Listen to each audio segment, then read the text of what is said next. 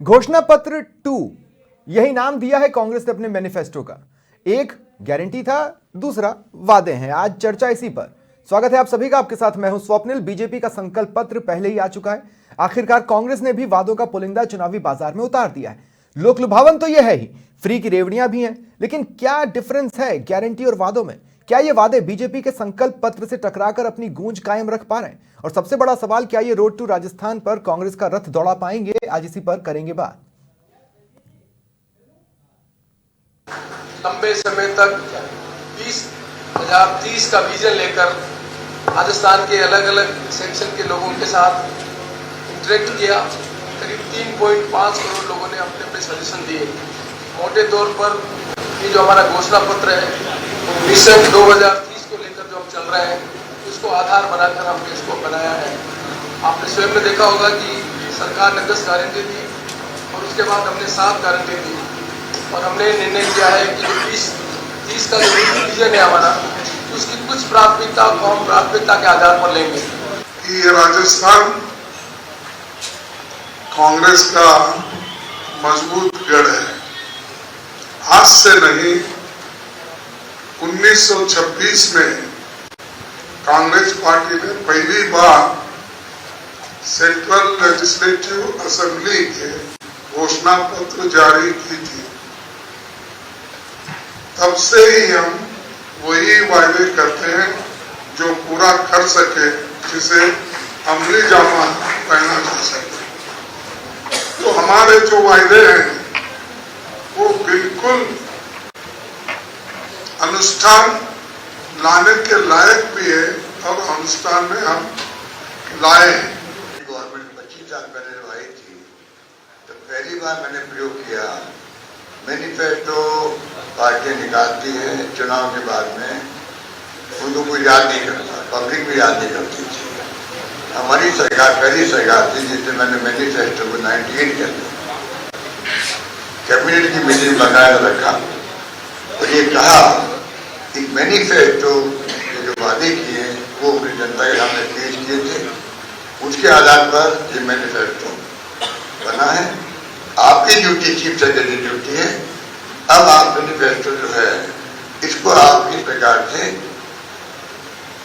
अपने पास रखें, आधार पर फैसले हो सेक्रेटरी के भी, कलेक्ट्रेट के भी और तमाम अधिकारी। मुझे याद है उस वक्त में एक्स्ट्रा कॉपी छपानी पड़ी थी, वो जमाना था। आप समझ सकते हैं कि मैनिफेस्टो को महत्व देने का काम देश के अंदर किसी ने किया पहली बार, तो राजस्थान सरकार ने किया था, कांग्रेस सरकार ने। और मेरे साथ चर्चा में जो गेस्ट जुड़ रहे हैं, आपको इंट्रोड्यूस करवा देता हूं। कांग्रेस का प्रतिनिधित्व कर रहे हैं भीमराज जाखड़ जी, विकास सोमानी जी बीजेपी की ओर से जुड़ रहे हैं, और डॉक्टर अविनाश शर्मा राजनीतिक विश्लेषक हैं। आप सभी का स्वागत है समाचार प्लस पर। भीमराज जी, आपसे मैं शुरुआत करना चाहता हूं। भीमराज जी, अमूमन हमारे देशवासी फिल्में तो देखते ही हैं। बाहुबली 1 आई, उसके कुछ समय बाद बाहुबली 2 आई। बाहुबली 1 के साथ ये सवाल था कि क्या कटप्पा ने बाहुबली को क्यों मारा। आपकी गारंटी के साथ तो कोई सवाल भी नहीं जुड़ा था, फिर भी आप घोषणा पत्र 2 लाए हैं। सर, घोषणा पत्र और गारंटी दी है कि सर जी, गारंटी वो चीज़ है जो आने के बाद तुरंत प्रभाव से लागू होगी, और घोषणा पत्र ये चीज़ें हैं कि घोषणा पत्र के अंदर बहुत सारी चीज़ें साथ गारंटी के अंदर 7 चीज़ें, घोषणा पत्र में बहुत सारी चीज़ें हैं, उसमें हर सेक्टर से जुड़ी हुई चीज़ें हैं। और ये जो 7 गारंटी है, ये 7 गारंटी केवल जो नेसेसरी चीज़ें हैं, जो आम जनजीवन की, उनको शामिल किया गया है। बताइए, गारंटी के साथ तो चलिए एक लीगल बाइंडनेस होती है ना कि उसको पूरा करना ही है, उसको वादों से अलग क्यों रखा? इसका नाम गारंटी कार्ड या गारंटी डिक्शनरी या गारंटी पीडिया या ऐसा कुछ क्यों नहीं रखा गया? वो कुछ भी रख सकते हैं सर। गारंटी होती है सर। गारंटी को कैसे आप परिभाषित कर सकते हैं? पर ये तो वादे है ना घोषणा पत्र 2 में, ये गारंटी नहीं है, गारंटी अलग है। गारंटी अलग है, गारंटी है इसके अंदर। आपको पहले भी देखिए, घोषणा पत्र में भी गारंटियां सातों लिखी गई है, और घोषणा पत्र सर अलग है। तो हम टेक्निकली इसको ये समझे, गारंटी वो है जो गहलोत जी बोल रहे हैं और वादे वो है जो कांग्रेस कर रही है?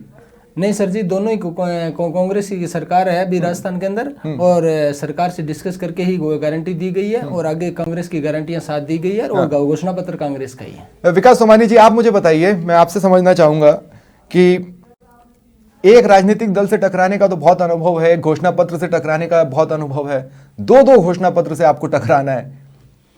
बड़ी विचित्र स्थिति है। और कांग्रेस, जो राजस्थान प्रदेश कांग्रेस कमेटी ने 2018 में जो घोषणा पत्र जारी किया था, उस घोषणा पत्र की ये कोई भी विषय को, कोई भी बिंदु को पूरा नहीं कर पाए, तो इनको मजबूरन घोषणा पत्र 2 लाना पड़ा। नहीं, वो तो कह रहे हैं 96% पूरा कर दिया। 96% पूरा किस आधार पे कर दिया ये वो बता नहीं पा रहे हैं कि उन्होंने अपने हिसाब से, उन्होंने एक बात और कही थी माननीय मुख्यमंत्री जी ने 2018 में, राजस्थान प्रदेश कांग्रेस कमेटी का जो घोषणा पत्र ये आधिकारिक दस्तावेज होगा और चीफ सेक्रेटरी के माध्यम से इसे सरकारी दस्तावेज बनाया जाएगा। पर बनाया भी तो था। पर बनाया, पर उसकी इंप्लीमेंटेशन क्या हुआ ये सब दुनिया जानती है, जनता जानती है कि क्या किया इन्होंने। अब रहिए, अगर इन्होंने 2018 का घोषणा पत्र पूरा कर दिया होता तो ये 7 गारंटी जैसा शब्द नहीं देना पड़ता। जब आप कोई वादे करते हैं और वादे पूरे नहीं होते हैं, तब आपको गारंटी जैसा शब्द यूज लेना पड़ता है। नहीं, लेकिन फ्री वाली चीजों से बीजेपी हमेशा विरोध करती है। आपके खुद के संकल्प पत्र में फ्री वाली बहुत सी चीजें रही हैं। अब अगर कांग्रेस भी उसमें ऐड कर रही है तो गलत क्या कर रही है? लोक लुभावन तो है, आप भी मानेंगे लोक लुभावन तो है। लोक लुभावन से तात्पर्य यह है कि जो मूलभूत आवश्यकता है, जो जैसे शिक्षा, स्वास्थ्य, चिकित्सा,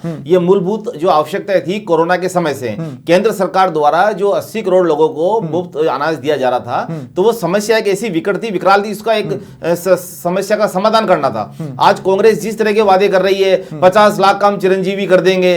अरे भाई आप बताइए, 25 लाख का चिरंजीवी जो आपने किया उसमें मात्र 12% है राजस्थान में और क्लेम पास नहीं हो पाते हैं। अब अधिकतम जो है वो आयुष्मान भारत, जो केंद्र सरकार ने जो योजना शुरू की। नहीं, एक बात बताइए, वो तो कह रहे हैं ना कि हम बीमा बढ़ा के 25 से 50 कर देंगे। वो कह रहे हैं अस्पतालों को सुदृढ़ करेंगे, वो कह रहे हैं डॉक्टर्स की कमी को पूरा करेंगे। ये चीजें क्यों अट्रैक्ट नहीं करेंगी? ये तो करेंगी ना। अट्रैक्ट इसलिए नहीं करेंगी क्योंकि पिछले 5 साल में इन्होंने इस तरह का कुछ किया नहीं। बहुत सारे क्लेम अटके हुए हैं। 4 ट्राई पार्टी को इन्होंने जो इंश्योरेंस का वर्क दिया था, उसमें जब पैसा लेने के लिए वहां गए, जब इसमें चिरंजीवी योजना में, तो जो बजट 1 लाख 2 लाख 50, जो कई बजट ऐसे थे जो अटक गए। और आप बताइए, आप 25 लाख की घोषणा कर दिया, 50 लाख की घोषणा कर दें, कहीं बिल पास होने में बड़ी प्रॉब्लम है। और आप बताइए पूरे राजस्थान में मात्र 12% ऐसे हैं जिनका बजट 5 लाख से ऊपर गया हो। इतना बजट ये सिर्फ दिखाने के लिए बजट है कि 25 लाख 50 लाख हम कर देंगे, जबकि अमूमन नहीं। लेकिन ये सवाल तो है ना। मुझे एक बात बताइए, मैं भीमराज जी आपसे जानना चाहता हूं, मतलब और कितना कर्जे के बोझ में राजस्थान दब जाए? सर जी, कर्जे की बोझ में राजस्थान नहीं दबेगा सर। कैसे? मैं बता देता हूं सर, पर मैं आपको पहले भाजपा प्रवक्ता साहब ने कहा है, पर सर जी जब जनहित की बात आती है, जनता को कोई सुविधा दिलाने की बात आती है, भाजपा हमेशा विरोध करती रही है।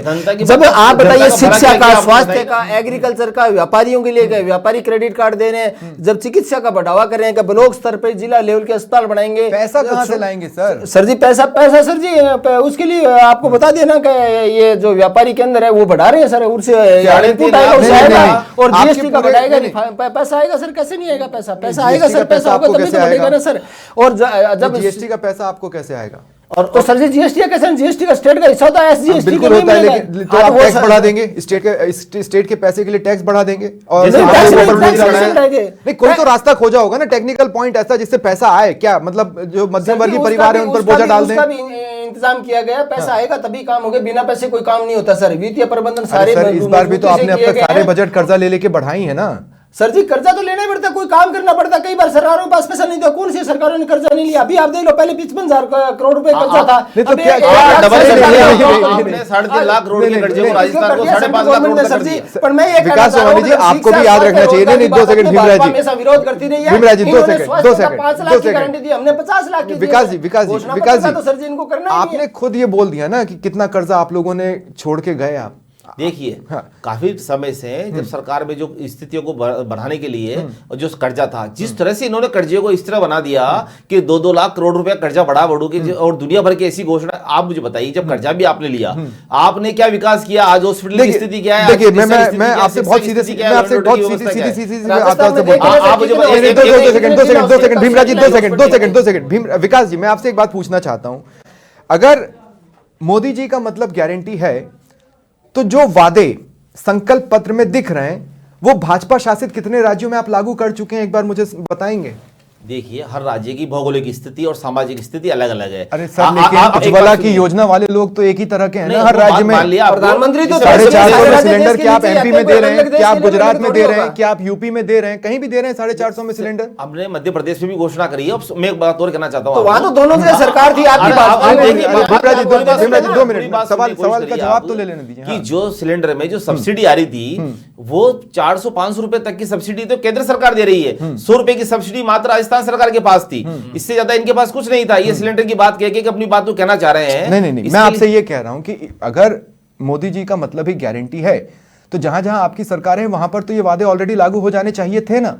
हम तो ये मान के चलेंगे, क्योंकि अब गारंटी से गारंटी टकरा रही साहब, एक मोदी की गारंटी, दूसरा गहलोत की गारंटी। मोदी जी की नाम ही गारंटी है, और जो जो केंद्र सरकार में जो तो कार्य गारंटी किए थी, उन्होंने- जो वादे किए थे स्वामीनाथन और NSP का और 15 लाख आपकी बात सुनिए, उसका नहीं, क्या हुआ? नहीं, काले नहीं, धन का नहीं, क्या नहीं, हुआ? नहीं, नहीं, कुछ सुनिए आप। कुछ नहीं। अच्छा, 2 सेकंड, 2 सेकंड। छुट्टों का सरकार है और कुछ नहीं है। नहीं, ये सिर्फ और देश की संपत्ति नहीं, लूटने के लिए आप है, लूट रहे हैं, कुछ नहीं है। राजस्थान को लूट लिया। ठीक है, ठीक है, ठीक है, ठीक है, जमीन ठीक आप है। लेना चाहते हैं, वो डॉक्टर काले अविनाश धन शर्मा, की जनता मैं लेने डॉक्टर अविनाश शर्मा आपके पास आ रहा हूं। देखिए, खास बात क्या है ना, संकल्प पत्र और गारंटी और घोषणा पत्र 2 की, कि दोनों ही राजनीतिक दल ये कह रहे हैं कि हमने पब्लिक से मिले सुझावों के आधार पर इसे तैयार किया है। अब एक ही स्टेट की एक ही पब्लिक ने दोनों को अलग अलग सुझाव दिए हैं। अविनाश जी,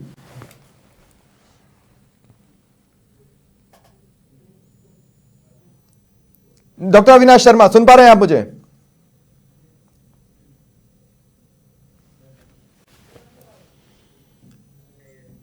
नहीं लगता है मेरी आवाज उन तक नहीं पहुंच पा रही है।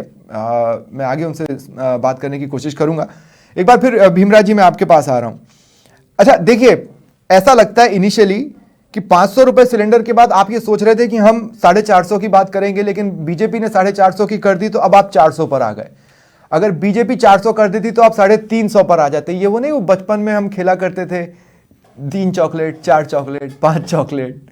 सर जी, वो जो 76 लाख परिवारों को सिलेंडर दे रहे थे, उन्हीं परिवारों में आगे एनएफसीएल और जोड़ कर इनको हमने कहा है कि आगे जब फ्यूचर में सरकार डिफीट हो जाएगी और हम इसको 450 रुपए का सिलेंडर कर देंगे। ये उन्हीं परिवारों जो बीपीएल है और आर्थिक 450 नहीं, अब आप 400 400 की कह रहा हूँ, 400 की कह रहा हूँ सर, 400 रुपए कर देंगे ताकि उनको सुविधा हो। क्योंकि महंगाई के दौर में सर जी, अब हर घर का चूल्हा जले, ये व्यवस्था कांग्रेस की रही है। 450 वो राशन भी उपलब्ध कराएंगे और सर जी उनको महिलाओं को आर्थिक मनी भी देंगे ताकि उनकी स्थिति मजबूत हो। आपने पहले 450 सोचा होगा, अब आपको 400 करना पड़ा, 450 बीजेपी के दबाव में। बीजेपी सोचा होगा सर जी, हमने पहले 500 का क्या था, और अब यदि सरकार रिपीट हो जाएगी तो हम 400 रुपए में सिलेंडर दे देंगे। इसमें क्या दिक्कत है? लोगों को थोड़ी मदद मिलेगी, गरीब आदमी चूल्हा जल जाएगा सर जी, इसमें प्रॉब्लम ठीक क्या है। एक बात मैं आपसे कह रहा हूं, आप खुद बताते हैं कि आपने इस शासनकाल में कितनी नौकरियां दी हैं। अब आप एकाएक बात कर रहे हैं कि हम 10 लाख नौकरियों का सृजन कर देंगे। आप 2 करोड़ नौकरियों की बात कर रहे हैं 2047 के लिए, लेकिन अगर 2047 के लिए केंद्र सरकार कुछ कहे तो आप कहे इतना दूर किसने देखा है। अब आप ये कह रहे हैं कि हम विशुद्ध सरकारी नौकरियां ही लगभग 4 लाख के आसपास दे देंगे। ये आप करेंगे कैसे? ये हो कैसे सकता है? इस पे तो शायद ही कोई विश्वास करे। इसीलिए तो आपने इसे गारंटी में नहीं रखा। ये आपकी प्राथमिकता नहीं है, ये बात की कहीं की बात है। मेरी बात सुनिए सर, अब जैसे स्कूल खुलेंगे, हॉस्पिटल खुलेंगे, नए इंस्टीट्यूट खुलेंगे गवर्नमेंट के, उनमें तो सरकारी नौकरियां तो 4 लाख है, 6 लाख कॉर्पोरेट सेक्टर के अंदर नौकरियां देंगे। जब नए कॉर्पोरेट सेक्टर के साथ कैसे चलेंगे? सरकारी कॉर्पोरेट संस्थान सेक्टर खुलेंगे तो तो आपको बुरे सभी लगते हैं। नौकरियां तो देनी पड़ेगी ना। College, university, hospital, agriculture office, agriculture college, उनके अंदर तो सीटें खाली आप हैं, 2 नौकरियां देनी सेकंड, पड़ेगी। 2 सेकंड भीमराज जी, आप मुझे नहीं, मेरे दर्शकों को समझा दीजिए। यहाँ के युवा आपसे ये बात मांग मांग के थक चुके हैं कि यहाँ पर स्थानीय लोगों को रोजगार देने में कंपनियां प्राथमिकता दें। लोकल के लिए युवा वोकल हुए, लेकिन आप वोकल नहीं हुए। अब आप कह रहे हैं कॉर्पोरेट जगत को तो आप वैसे ही कोसते रहते हैं, और आप कह रहे हैं कि उनसे आप करवा ले जाएंगे। आप अपनी वो स्वास्थ्य के लिए बीमा राशि ही सारे प्राइवेट अस्पतालों से नहीं मनवा पाए, दूसरे कॉर्पोरेट सेक्टर से कैसे मनवाएंगे अपनी बात? सर जी, जो निरीको के या इंडस्ट्री पार्क बनेंगे उसके अंदर सर जी नौकरियां तो आएगी ना, रोजगार तो मिलेंगे। तो वही तो मैं कह रहा हूँ, 6 लाख अच्छा। 6 लाख उनकी तो कह रहे हैं सर, वही तो रोजगार के अवसर पैदा होंगे। उन्हीं से तो होंगे, उन्हीं से 6 लाख होंगे, 4 लाख गवर्नमेंट नौकरियां देंगे, 10 लाख होगी। यही तो हम घोषणा पत्र में कहा है हमने। ठीक है, मैं सोमानी जी आपके पास आ रहा हूँ। सोमानी जी, मुझे आप भी थोड़ा सा समझाने की कोशिश कीजिए कि इन सारे वादों में बुरा कुछ भी नहीं है, वो सुनने में तो अच्छे लग रहे हैं। हाँ, हम इस तर्क में जा सकते हैं कि ये कैसे होगा, कैसे ये होगा, इस पर आपके वार समझ में आते हैं। लेकिन इंडिविजुअली अगर हम वादों को देखें तो उसमें तो बुराई आपको भी नहीं दिख रही होगी, क्योंकि है तो वो भी जनता की भलाई की ही बात। देखो, सभी की समीक्षा करके और कोई योजना अगर मान लो संकल्प पत्र में लिखा है तो वो बिल्कुल धरातल पे उतरेगी, क्योंकि माननीय मोदी जी ने इस बात को कहा है कि कमल के फूल की विचारधारा और जनता का भरोसा दिन ब दिन जुड़ता गया है। आज देखें कि विश्व की सबसे बड़ी लोकतांत्रिक राजनीतिक पार्टी है भारतीय जनता पार्टी। उसका यही कारण है कि आम जनता के विश्वास पे खरे उतरे हैं। जो घोषणाएं करी है वो घोषणाएं ऐसी है कि वो आम जनता के सुझाव भी है राजस्थान में। पर लोगों ने क्या देखा? लोगों ने ये देखा, नहीं, लोगों ने क्या देखा मैं आपको बताता हूं। लोगों ने क्या देखा, आप लगातार इस बात को प्रदेश में बोलते रहे कि पेट्रोल देश में सबसे महंगा राजस्थान में है, आप बोलते रहे। तो जब मतलब ये तय है कि पेट्रोल सबसे महंगा राजस्थान में है, तो फिर उसकी समीक्षा की जरूरत क्यों है? प्रधानमंत्री मोदी तो ये कह रहे हैं कि हम आने के बाद समीक्षा करेंगे। अरे आप तो जानते हैं ना महंगा है, आपको तो ये बोलना चाहिए था कि हम आके सस्ता कर देंगे। जो राजस्थान का जो टैक्स है पेट्रोल डीजल, सर जी एक्साइज पेट्रोल डीजल में 2000 पेट्रोल में भीमराज जी, आप बात वो नहीं, आप सुनिए, पंजाब में, भीमराज जी, सवाल को थोड़ा सा आपको भी समझना पड़ेगा। सुमानी जी, हाँ। मेरा सवाल मैं क्लियर कर देता हूं। अगर मैं ये कह रहा हूं पेट्रोल महंगा है, तो मेरा वादा ये होगा कि मैं आकर पेट्रोल सस्ता कर दूंगा, वैट को इतना प्रतिशत घटा दूंगा। मेरा वादा ये थोड़ा, आपने भाई 3 साल तक सड़कों पर उतरकर वैट को लेकर प्रदर्शन किया है ना। मैं आपसे ये कह रहा हूं, आपने वादा किया कि हम समीक्षा करेंगे। आपको समीक्षा किस चीज की करनी है? विपक्ष के तौर पर आप बोलते रहे, प्रधानमंत्री कह रहे हैं कि नहीं, विपक्ष ने भले ही मतलब हमारी बीजेपी ने कहा कि पेट्रोल महंगा है, लेकिन मैं नहीं मानता, मैं समीक्षा करवाऊंगा। देखिए, गुजरात में, पंजाब में और दिल्ली में यहां से सस्ता पेट्रोल डीजल है। एमपी में लगभग मान लो। तो ये कहना चाह रहे हैं कि जो समीक्षा राजस्थान के आधार पे, क्योंकि ये कोई इकोनॉमिक मामले हैं, तो समीक्षा के आधार पर इनको जो भी निर्णय होगा वो जनता के हित में होगा। और जो ये दरें जो बढ़ी हुई है, विपक्ष के तौर पर क्या आप फालतू में हल्ला मचाते रहे? प्रधानमंत्री को तो आप पर विश्वास होना चाहिए ना। वो मान लेते कि हाँ महंगा है और हम कम कर देंगे। ये राजस्थान का विषय है और राजस्थान की जो सरकार है, पेट्रोल डीजल एसोसिएशन ने हड़ताल की। देखिए एक बार सुनिए, जब आप वैट कम कर देंगे तो भी सस्ता हो जाएगा। अब डीलर एसोसिएशन ने हड़ताल की, उन्होंने सुनवाई नहीं की और काफी टाइम तक उनको लटकाए रखा। आप बताइए, जब राजस्थान गवर्नमेंट के खिलाफ जब उन्होंने हड़ताल की पेट्रोल डीजल एसोसिएशन ने, तो उन्होंने बैठ के वार्ता नहीं की। जब पेट्रोल डीजल एसोसिएशन वाले इस बात को कह रहे हैं कि राजस्थान का अगर हमारा वो टैक्स कम कर देंगे तो हमें निरंतर जो इतने सारे कई पेट्रोल बंद हो गए, 50 के लगभग पेट्रोल बंद हो गए, वो नहीं कर पाने की वजह से। खास बात क्या है भीमराज जी, बीजेपी कह रही है कि हम समीक्षा करवाएंगे। आपने तो 10 दिन लेकर समीक्षा का टाइम लिया था पेट्रोल पंप डीलर से, आप ही कौन सी समीक्षा पूरी निपटा पाए थे? और पेट्रोल डीजल तो आपके वादों में है ही नहीं। पेट्रोल डीजल वैसे सर केंद्र की सूची का विषय होता है, और डीजल वो पेट्रोलियम डीलर एसोसिएशन की बात, उनकी सर जी बैठ के मीटिंग हुई, सारी उनसे बात हो गई थी और हड़ताल ऐसे ही खत्म नहीं, हड़ताल खत्म कर लेंगे। 10 दिन में समीक्षा नहीं हुई, 4 दिन बाद फिर पेट्रोल पंप वालों ने हड़ताल की चेतावनी दी और एकाएक फिर आचार संहिता लग गई, इसलिए वो दोबारा हड़ताल पर नहीं गए। आप भी जानते हैं यही सच्चाई है। तो सर जी रही बात आगे डीजल पेट्रोल की है सर, डीजल पेट्रोल में जो आप केंद्र सरकार है वो एक्साइज ड्यूटी कम कर दीजिए। उन्हें कितनी एक्साइज ड्यूटी बढ़ाई है? जब आप वैट सर हमारा जो आप जो जीएसटी का बकाया पेमेंट है वो कर दीजिए, हमें वैट घटा देंगे, हमें कहाँ दिक्कत है सर जी? सरकार और शासन और प्रशासन चले, पैसा चाहिए, पैसा कहाँ से आएगा? जब आप जीएसटी का पैसा आप रिलीज नहीं कर रहे हो, आप घोटाले तो आप देखिए ना, आप पैसा पूंजीपतियों को कर्जा माफ करने में लुटा रहे हो, वो नहीं दिख रहा। आप रेलवे बेच रहे हो, सेल बेच रहे हो, बेल बेच रहे हो, प्रधानमंत्री राहत कोष में उसकी जानकारी नहीं दे रहे हो, वो आप जनता को दे दीजिए, कोई दिक्कत नहीं है, जनता को राहत मिल जाएगी। इस डिबेट में कवर करना चाहता हूं, इसीलिए मैं एक बार फिर चिकित्सा वाले पोर्शन पर आ रहा हूं। मैं ये कह रहा हूं कि क्या प्रदेश के सारे अस्पतालों में, भीमराज जी मुझे ये बताइएगा, क्या प्रदेश के तमाम अस्पतालों में वो फायदा मिलने लगा है? सर जी सारे अस्पतालों में फायदा मिलने लगे, जो पैनलिस्ट हो गए हैं उनको सब में फायदा मिलने लग गया है। सारे में तो नहीं भीमराज जी, आप जो पैनलिस्ट हो गए हैं उनमें सब में फायदा मिलने लग गया है सर। जिन्होंने विरोध किया आपने उनको छोड़ दिया? जिन्होंने विरोध किया, जो इसके अंदर जो पैनलिस्ट में जो इलाज नहीं कराने, तो सर जी लिस्ट बनी हुई है और हॉस्पिटलों की लिस्ट है सर जी, उन लिस्ट में जाके आप जाइए, बोले 50 कर दें, लेकिन जब तक सारे अस्पतालों में लागू नहीं होगा उसका क्या मायना रह जाएगा? अस्पतालों के सामने तो आप झुके थे सर जी। नहीं इम्प्लीमेंट ऐसा तो नहीं, अस्पतालों के सामने आप झुक गए थे भीमराज जी, कैसी बात कर रहे हैं आप? किस चीज का? जब अस्पतालों ने यहाँ पर प्रदर्शन किया कि हम नहीं लागू करना चाहते, आप झुके तो थे। सर जी सरकार इसमें कार्रवाई कर रही है और काम कर रही है और उनपे लागू करवा रही है सर जी। ऐसा नहीं है कि इलाज नहीं मिल रहा है, इलाज मिल रहा है, एक नहीं तो दूसरे हॉस्पिटल में मिल रहा है सर जी। इलाज जो गरीब आदमी है जो इलाज नहीं कर, आज अच्छे से हॉस्पिटलों में इलाज हो रहा है सर जी। और इस योजना को तो पूरे देश भर में सराहा गया है। चिरंजीवी योजना ऐसी योजना, ये तो हमें बताइए, हम सराहे दूसरे। अरे उससे पहले आयुष्मान भारत योजना केंद्र सरकार जारी कर चुकी है, घोषणा पत्र में इसको 5 लाख कर दिया। दोबारा मैं अब एक और टॉपिक है, शिक्षा का मॉडल मैं कवर करना चाहता हूं, जिसके बाद मैं महिलाओं पर भी बात करूंगा। शिक्षा के मॉडल पर मैं विकास जी आपके पास आ रहा हूं। आपने एक शिक्षा का मॉडल देने की बात की, शिक्षा नीति की बात की, खेल नीति की बात की, कांग्रेस भी शिक्षा नीति की बात कर रही है, तबादला नीति की आप दोनों ही बात नहीं कर रहे हैं। इस खैर उस पछड़े में मैं जाता भी नहीं, लेकिन मैं ये आपसे पूछना चाहता हूं कि ये जो शिक्षा नीति है, किस तरह की शिक्षा आप लोग देना चाहते हैं? कभी आप अंग्रेजी का विरोध करते दिखते हैं, कभी आप हिस्ट्री का विरोध करते दिखते हैं। आखिर शिक्षा को लेकर नीति किस तरह की होगी, उसकी एक झलक आपकी विचारधाराओं से मिलती जुलती क्यों है? शिक्षा के ही प्लेटफॉर्म की क्यों नहीं है? दरअसल क्या है, शिक्षा का जो एक प्रारूप जो बना हुआ है और शिक्षा के रूप में आज देखिए भारत जो माननीय प्रधानमंत्री जी के नेतृत्व में शिक्षा में अग्रणी रूप से रहा है। चाहे चंद्रयान का मामला, कोई भी ऐसे हैं जिनमें रिसर्च और जो हो रहा है, अब महत्वपूर्ण विषय जो आप कहना चाह रहे हैं उस विषय पे आना चाह रहे हैं, तो जो किताबों में पढ़ाया गया और जो बरसों से चला आ रहा है, अगर उसका तथ्यात्मक दृष्टिकोण को दिखाया जाए तो इतिहास में अगर कोई चीज एक ही एक उसमें पढ़ाई गई है तो उसके फैक्ट्स को रिसर्च करके और जो सही शिक्षा है, तो बच्चे अंग्रेजी में पढ़ें या हिंदी में पढ़ें, देखो या जिसमें वो चाहते हैं उसमें पढ़ लें। बच्चे तो इंग्लिश ऑलरेडी चल भी रही है, हिंदी भी चल रही है जो एक शैक्षणिक में, और दूसरी बात ये रही कि जिस तरह से शैक्षणिक, तो जो कांग्रेस इंग्लिश को बढ़ावा देने की बात कर रही है, ठीक कर रही है।